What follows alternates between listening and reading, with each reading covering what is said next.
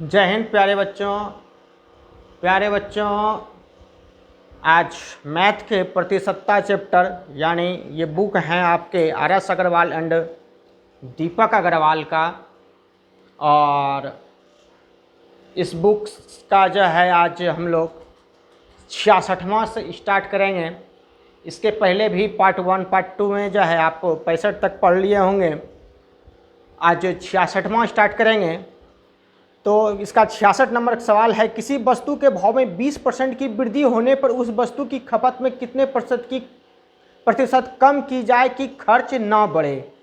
तो 20% बढ़ गया तो यानी 120 हो गया, और 120 में अगर हम 20 कम कर देंगे तो क्या हो जाएगा, खर्च हमारा 100 के 100 ही रह जाएगा। तो कहता है कितना प्रतिशत, तो 100 में कितना हो जाएगा, तो 20/120 गुना 120। 6 से काट दीजिए इसको 3 और इसको 50, 16.2/3%, अर्थात बी नंबर जो है इसका आंसर हो गया।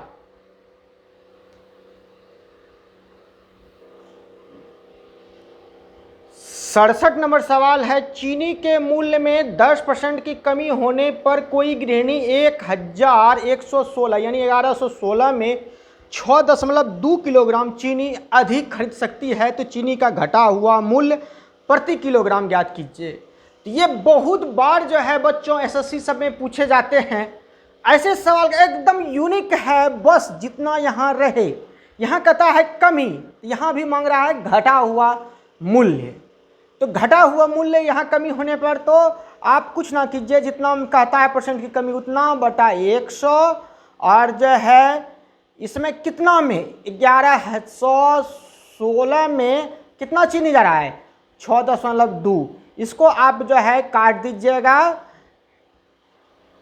ये घटा हुआ मूल्य 18 रुपया आपका निकल जाएगा। अर्थात इसका एक सूत्र हम कह दें तो इसको P/100 कर दीजिए और गुना कर दीजिए। x रुपया में जो है कितना कहती जो है अधिक मिलेगा, तो y रुपया मिलेगा। बस इसी सूत्र से आपका बन जाएगा। यहाँ अगर वृद्धि वाला कहेगा तो वृद्धि वाला में से बढ़ा हुआ मूल्य मिल जाएगा। तो ये सूत्र इम्पॉर्टेंट है, इस तरह से आप इसका कैलकुलेशन कर सकते हैं। 68 नंबर सवाल है,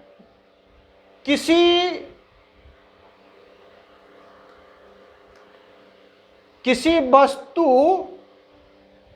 पर 10% कर कम कर देने पर कुल राजस्व अपरिवर्तित रहता है। इस वस्तु को उपभोग में कितने प्रतिशत की वृद्धि हुई है। तो 10% कम अर्थात कितना हो गया, 90। 90 में अगर हम 10 बढ़ा देंगे उपभोग तो वह 100 हो जाएगा। इसलिए 100 में जो है कितना हो जाएगा, 100 में हो जाएगा 10/90 गुना 100। इसको काट लीजिए, 11 इसको ये कट गया, इसको काटिएगा तो बच्चों 11×9 = 1/9 यानी 11.1/9%। ये आपका हो गया। अगला सवाल लेते हैं। 69 नंबर सवाल है, यदि जल में 20% की वृद्धि होने पर और पानी की खपत 20% कम कर दी जाए तो कुल कर में कितने प्रतिशत की कमी अथवा वृद्धि हो जाए।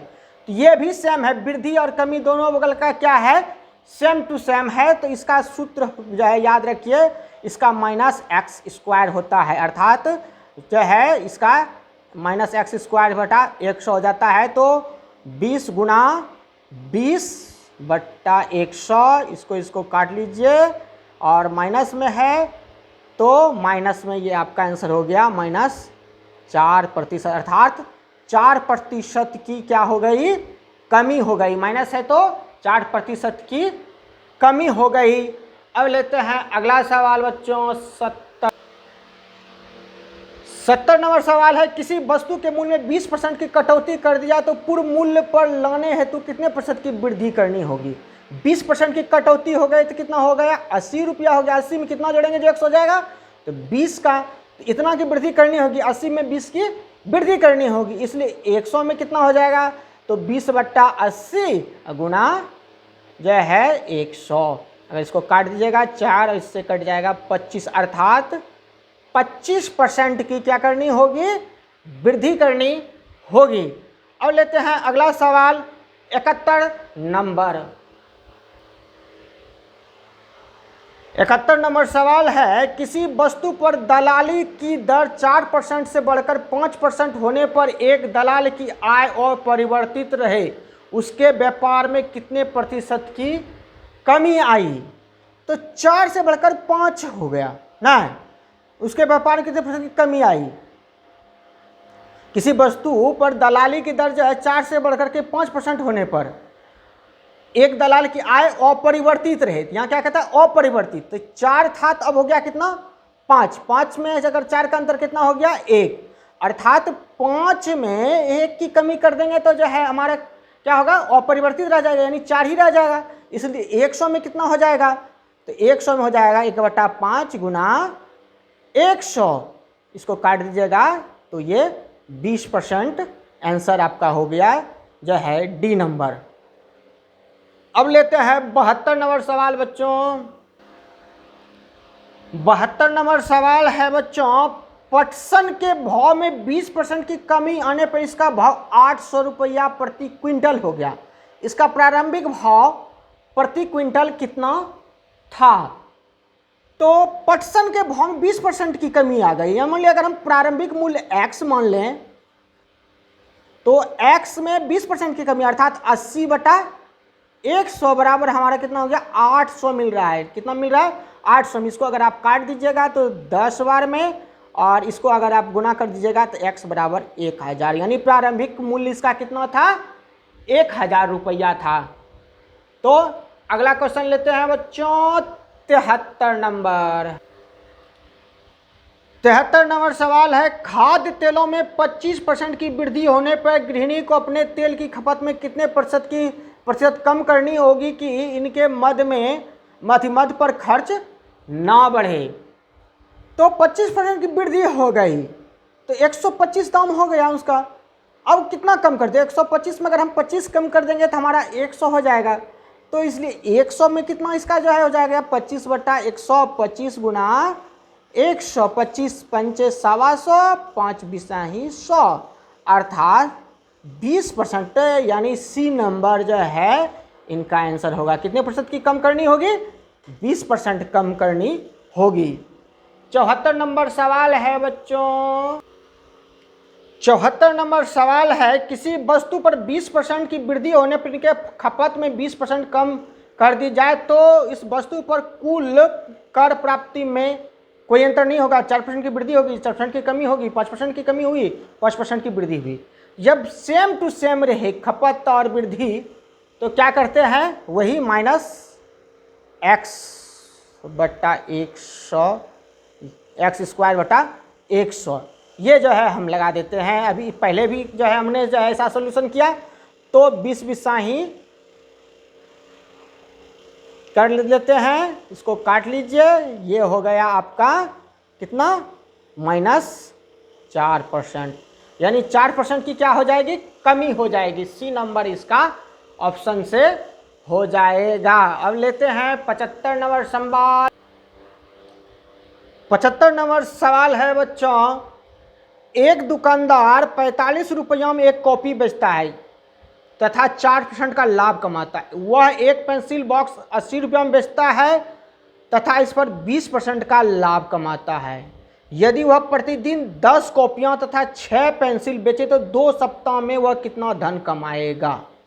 यानी 45 रुपया की कॉपी है, 10 कॉपी उन्होंने पहले जो है एक दिन में बेची लिया। जब एक दिन में 10 कॉपी बेच लिया तो 45 गुना 10 करेंगे 450 हो गया, और इसे जो है 14 दिन, 2 सप्ताह मतलब क्या 14 दिन, यानी अगर कॉपी की बात कर लेते हैं तो कॉपी की कीमत हो जाएगी 45 गुना 10 गुना जो है 14, अर्थात इनका जो है 6300 रुपया जो है ये कॉपी में हो गया। अब जो है कहता है कि यह 80 रुपया में बेचता है और कितना 6, 80 गुना 6 कितना दिन बेचता है 14 दिन बेचता है। इसको कीजिएगा तो 6700 20 हो जाता है। अब कहता है कि इन पर इसको लाभ जो है 4% का लाभ हुआ है। किस पर? कॉपी पर। और पेंसिल पर हुआ था इसको जो है 20% का लाभ होता है। तो वह कितना धन कमाएगा, यानी अर्थात उसका लाभ क्या होगा, ये मांग रहा है। तो लाभ निकालने के लिए क्या करना होगा बच्चों, जो है ये लाभ निकालने के लिए आपको इसका 6300 का 4% और 6720 का 20% ये आपको निकालना होगा। तो इसको आप कैलकुलेट कीजिएगा तो 252 होगा, और इसको कीजिएगा तो 1344 होगा। इन दोनों को जोड़िएगा तो 1596 रुपया का उसको क्या हो जाएगा, फायदा हो जाएगा। 1596 डी नंबर आंसर इसका हो गया। इसका आंसर डी नंबर हो गया। अगला सवाल लेते हैं। 76 नंबर सवाल है, अमन का खर्च विमल के खर्च से 30% अधिक है। विमल का खर्च रमन के खर्च से 10% कम है। यह तीनों के खर्च का योग 6447 हो, तो अमन का खर्च कितना है? तो यहां देखिए कि अमन का खर्च विमल के खर्च यानी विमल का है, फिर विमल का खर्च रमन से है। रमन को आप क्या कीजिए, रमन को मान लीजिए उनका खर्च 100 है।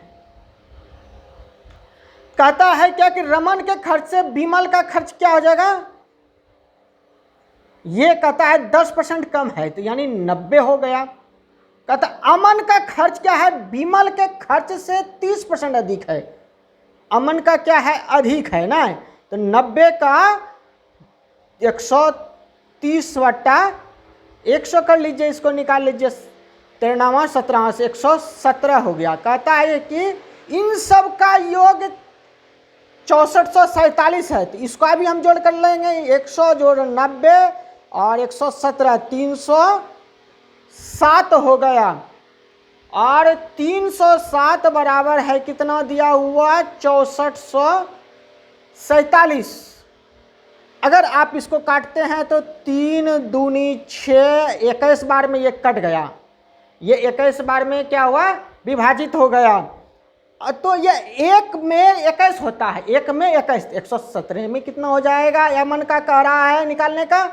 तो इसको अमन का आप कह रहा है, तो 21 से आप इसको जो है कैलकुलेट कर लीजिए, और जो है आपका ये आंसर तैयार है। तो इनको जो है अगर कैलकुलेट कीजिएगा तो ये आपका हो जाएगा 2457, अर्थात बी नंबर आपका जो है आंसर तैयार हो जाएगा। अब जो है 77 नंबर इस पेज का अंतिम जो है बच्चों, 77 नंबर सवाल है। 77 नंबर सवाल को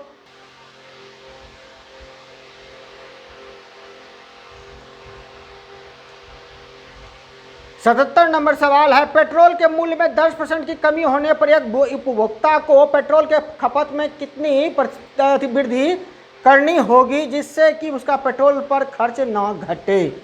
10% कम हो गया, तो इसका मतलब क्या हो गया, 90 हो गया। 90 में कितना कर गया, 10 कर गया। अब जो है 100 में कितना हो जाएगा, 10 बट्टा 90 गुना 100, इसको काट लीजिए। 11,99 11.1/9% जो है इस पर क्या करनी होगी, खपत में वृद्धि करनी होगी। तो बच्चों मिलते हैं अगले वीडियो में अगले पृष्ठ पर, ठीक। तब तक के लिए जय हिंद प्यारे बच्चों।